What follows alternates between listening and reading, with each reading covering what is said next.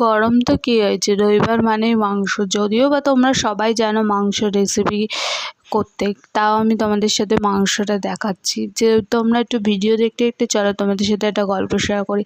আগে যখন আমার বিয়ের আগে মাংস তো সবার আগে আমার মা লেগ পিসটা আমার পাতে দিত, কারণ আমি লেগ পিস ছাড়া খেতে পারি না। অবশ্য বিয়ের পর সব কিছুই আলাদা হয়ে যায়, তাই না? আর এখন আমি বিয়ের পর লেগ পিস তো দূরের কথা, কী দেয় আর কী চায় সেটাও আমি বলি না।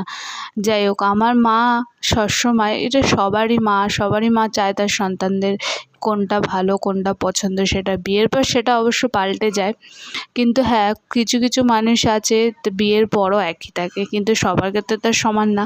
যাই হোক, তোমরা দেখতে পাচ্ছ মাংসটা মা ভালো করে কষাচ্ছে, কষাতে কষাতে পুরো লাল লাল পুরো কষানো হচ্ছে, তারপরে তেল ছেড়ে দিয়েছে। তেল ছাড়ার পর মা এবার জল ঢেলে দিয়েছে। মাংসটা কিন্তু খুবই খুবই টেস্টি ছিল।